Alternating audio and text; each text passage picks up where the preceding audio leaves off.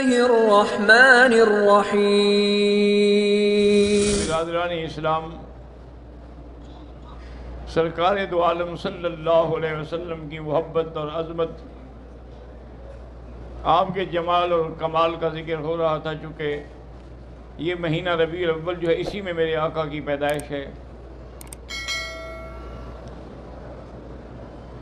ایک دفعہ یہود قریش نے اکٹھے ہو کے مشورہ کیا کہ ہم نے اتنا ستم کیے، اتنا ظلم کیے ہیں، لیکن سرکار دو جہاں بھی اپنے مقام پہ کھڑے ہیں اور صحابہ بھی آپ کی غلامی میں کھڑے ہیں، ہمیں تحقیق تو کرنی چاہیے۔ تو انہوں نے 2-4 آدمیوں کا ایک وفد بنایا جو مدینہ منورہ میں آئے اور یہود کے علماء سے رابطہ کیا۔ اصل بات یہ ہے کہ یہودی جو تھے نا جی، یہ صاحب کتاب تھے،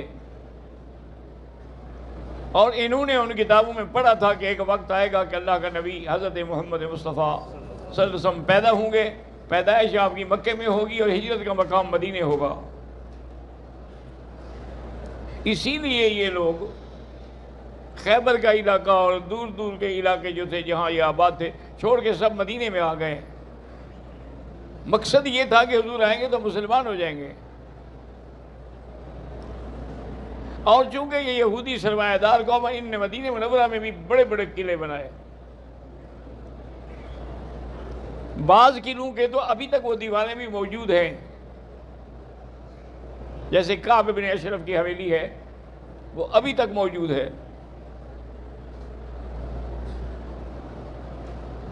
لیکن جب حضور صلی اللہ علیہ وسلم تشریف لائے تو بجائے اسلام لانے کے یہ الٹا دشمن ہو گئے۔ اب مکے کے لوگ جو تھے وہ آئے اور انہوں نے ان کے علماء سے رجوع کیا اور کہا کہ بھئی آپ مہربانی کریں، ہمیں کوئی ایسے مسائل بتائیں جس کے ذریعے ہم حضور پاک کا امتحان کر سکیں کہ آپ سچے نبی ہیں کہ نہیں۔ انہوں نے کہا ٹھیک ہے۔ انہوں نے ان کو 3 مسائل لکھ کے دیے۔ انہوں نے کہا یہ 3 مسئلے ہیں، یہ لے جائیں، اگر حضور صلی اللہ علیہ وسلم ان 3 مسائل کا جواب دے دیں تو نبی نہیں ہیں، اور اگر بالکل جواب دے ہی نہ سکیں تب بھی نبی نہیں ہیں۔ اگر آپ 2 مسئلوں کا جواب دیں اور 1 کا نہ دیں تو پھر سچے نبی ہیں۔ وہ آ گئے اور انہوں نے حضور صلی اللہ علیہ وسلم کے سامنے وہ سوالات رکھے۔ وہ سوالات جو تھے وہ یہ تھے، ایک تو ہمیں یہ بتائیں کہ وہ کون لوگ تھے جو پہاڑ کی غار میں چھپے رہے اتنی مدت، اور دوسرا یہ تھا کہ وہ کون سا بادشاہ تھا جو مشرق سے مغرب تک پہنچا، اور تیسرا سوال یہ تھا کہ ہر چیز میں جو روح ہے جب یہ نکل جائے، یہ روح کیا چیز ہے؟ کیونکہ ہر جاندار کے اندر روح ہے، جب تک ہے حرکت ہے، جب نکل گئی بس ختم ہو گیا انسان۔ تو حضور صلی اللہ علیہ وسلم نے فرمایا سأجیبکم غدا، میں کل جواب دوں گا۔ انہوں نے کہا ٹھیک ہے۔ حضور صلی اللہ علیہ وسلم کا منشا یہ تھا کہ اتنی دیر میں اللہ جبریل بھیج دیں گے، وہ مجھے بتائیں گے تو میں جواب دوں گا نا۔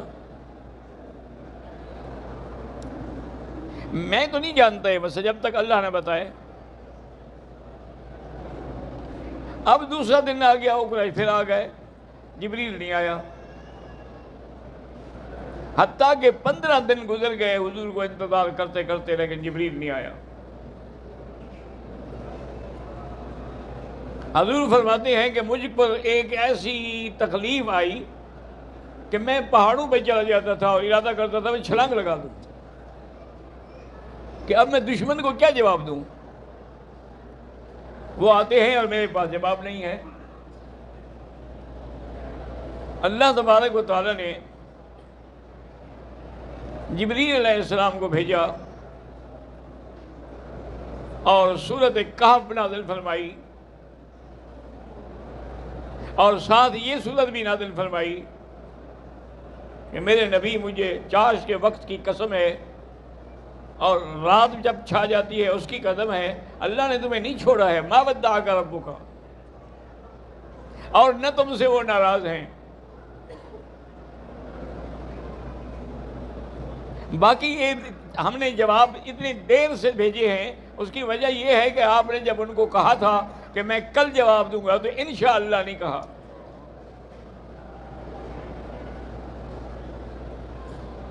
وَلَا تَقُولَنَّ لِشَيْءٍ إِنِّي فَاعِلٌ ذَلِكَ غَدًا إِنِّي فَاعِلٌ ذَلِكَ غَدًا إِلَّا أَن يَشَاءَ اللَّهُ۔ اللہ نے فرمایا کبھی ایسا نہ کیا کریں، جب بات کہیں تو کہا کریں کہ اگر اللہ نے چاہا تو میں جواب دوں گا۔ اب اللہ تبارک و تعالیٰ نے ان جوابات کے بارے میں بھی مفصل سورۃ کہف نازل فرمائی کہ وہ چند ایک نوجوان تھے جن کو وقت کے بادشاہ نے مجبور کیا کہ وہ شرک کریں، لیکن انہوں نے شرک نہ کیا، وہ توحید پہ جمے رہے اور اپنا گھر ملک چھوڑ دیا۔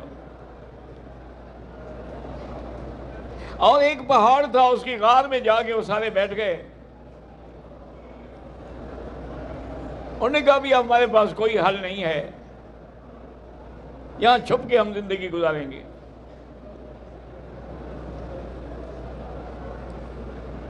اب اللہ تبارک و تعالیٰ نے ان پر نیند مسلط کر دی،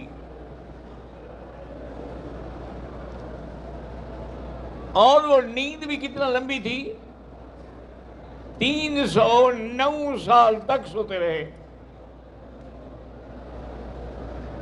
اور اللہ نے فرشتوں کو حکم دیا کہ ضرورت کے تابع ان کے بدل دیا کریں، کبھی دائیں کبھی بائیں، تاکہ ایک ہی جگہ اتنی طویل مدت لگے بدن پتھر کو لگ جائے گا۔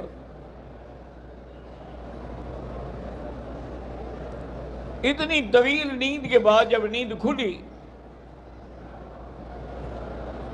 کہنے لگے بھئی کتنا وقت ہم نے سو کے گزارا ہے۔ تو آپس میں کہنے لگے، کسی نے کہا کہ بھئی معلوم ہوتا ہے کہ بس ایک دن گزارا ہے، اس وقت سورج ادھر تھا، ابھی سورج ڈوب گیا ہے۔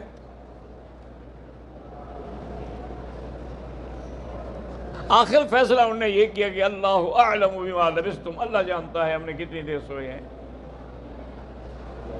فَبَعَثُوا أَحَدَكُمْ بِوَرِقِكُمْ هَذِهِ إِلَى الْمَدِينَةِ، یہ پیسے دے کے ایک آدمی کو بھیجو جو شہر میں جائے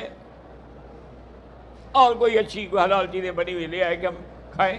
اب جاگ گئے تو بھوک بھی لگ گئی نا۔ جب وہ بندہ بازار میں آیا، پہلے تو بڑا گھبرایا کہ یہ تو شکل ہی اور ہے، علاقے کی حالت ہی اور ہے۔ پھر وہ دکاندار کے پاس گیا، اس سے کہا مجھے یہ چاہیے یہ چاہیے، اور پیسے نکال۔ جب اس نے پیسے دیکھے، انہوں نے کہا تم کون ہو؟ انہوں نے کہا کیوں؟ انہوں نے کہا پیسوں پر تاریخ تو پڑھو، یہ تو 400 سال پہلے کے ہیں، اب تو یہ حکومت ہی بدل گئی ہے، نوٹ ہی ختم ہو گئے، ہم کیسے تمہیں سودا دیتے ہیں؟ انہوں نے کہا بھائی اچھا ٹھیک ہے، سودا نہ دو لیکن جھگڑا تو نہ کرو۔ وہ پیسے لے کے واپس چل پڑے۔ لوگوں کو پتہ لگ گیا، ساری مخلوق ان کے پیچھے آ گئی۔ جب آئے تو ان پر ایسی اللہ نے دہشت طاری کی کہ وہ غار میں داخل نہیں ہو سکتا تھا کوئی۔ انہوں نے کہا بھی ایسا کرتے ہیں، کوئی زیادتی نہ کریں، کچھ عرصہ صبر کر کے علماء سے پوچھ کے یہیں ہم ایک مسجد بنائیں گے تاکہ یادگار رہے۔ حضرت عمر کے زمانے میں رضی اللہ تعالیٰ عنہ جب خلیفہ تھے، کچھ دوست اس ملک میں اس علاقے میں پہنچے۔ بعد مورخین لکھتے ہیں کہ یہ غار جو ہے نا انطاکیہ کے ملک میں تھی، لیکن تاریخ کی بات ہے، اس کا کوئی اعتبار نہیں ہوتا۔ انہوں نے حضرت عمر کو خط بھیجا کہ ایسے یہ واقعہ ہے، ایسے کچھ جوان تھے جو سو گئے، اتنی مدت گزر گئی، ابھی بھی وہ غار موجود ہے، ہمیں اجازت دو تو اندر داخل ہونے پر۔ میں خبردار اندر داخل نہ ہونا، جو اللہ نے کسی چیز کو راز رکھا ہے اس کو راز رہنے دو۔ تو ایک سوال ان کا یہی تھی نا کہ وہ نوجوان کون ہے، تو حضور پاک نے ساری تفصیل بتا دی۔ انہوں نے کہا جی اچھا وہ دوسرا بات کون تھا بادشاہ؟ تو وہ بھی اللہ نے بتا دیا، یسألونک عن ذی القرنین قل سأتلو علیکم منہ ذکرا۔ یہ ذی القرنین کا پوچھتے ہیں، ہم بتاتے ہیں آپ کو۔ وہ تو مغرب الشمس تک پہنچا، مطلع الشمس تک پہنچا، اور وہ وہاں بھی پہنچا جہاں یاجوج ماجوج کی قوم تھی۔ ان کے علاوہ بھی ایک ایسی قوم تھی جو عام زبان نہیں جانتے تھے، نہ بولتے تھے۔ وہ آئے اور انہوں نے کہا کہ ذی القرنین ان یاجوج و ماجوج مفسدون فی الارض، یاجوج ماجوج کی قوم ہے جنہوں نے زمین میں فساد ڈال دیتے ہیں جب وہ آتے ہیں۔ اگر مہربانی کر دیں ان کے اور ہمارے درمیان میں کوئی دیوار بنا دیں کہ وہ ادھر نہ آ سکیں، تو ہم ہر قسم کے پیسہ دولت پیش کرنے کے لیے تیار ہیں۔ ذی القرنین نے فرمایا کہ بات سنو، مجھے تمہارے پیسے کی کوئی ضرورت نہیں ہے، مجھے اللہ نے بہت کچھ دیا ہے، تم میری مدد کرو کام میں، مزدوری میں۔ اس کے بعد حضرت ذی القرنین نے وہ دیوار بنائی، اور وہ بنائی بھی اس طرح کہ آپ نے لوہے کے تختے جو تھے نا ان کو رکھ کے ایک دوسرے پر وہ دیوار بنائی، اور ساتھ ہی اوپر سکہ گرم کر کے ڈالتے گئے۔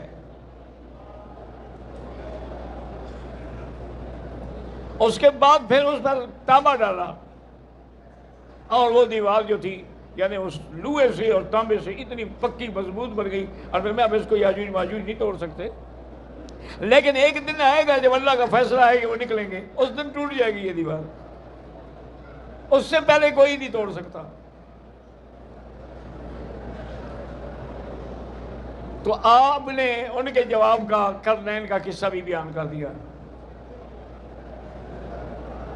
تیسرا سوال یہ تھا کہ بھئی روح کیا چیز ہے؟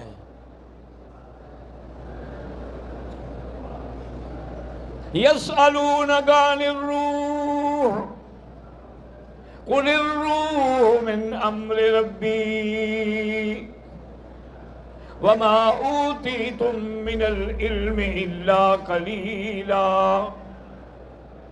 یہ سوال کرتے ہیں کہ روح کیا چیز ہے؟ ان کو بتاؤ میرے نبی کہ روح اللہ کا حکم ہے، امر ہے، اس کا علم اللہ نے کسی کو نہیں دیا کہ وہ کیا چیز ہے،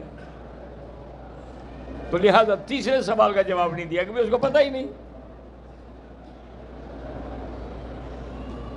اب جب سوالات آئے انہوں نے پھر علماء یہود سے رجوع کیا، انہوں نے کہا جی یہ دو سوالوں کے جواب تو یہ دیے ہیں، اور روح کے بارے میں کہا ہے کہ اللہ کا امر ہے، میں نہیں جانتا۔ انہوں نے کہا وہ سچا نبی ہے، اب تمہاری مرضی ہے اس کو ایمان لے آؤ یا نہ لے آؤ، لیکن اس کی نبوت میں کوئی شک نہیں۔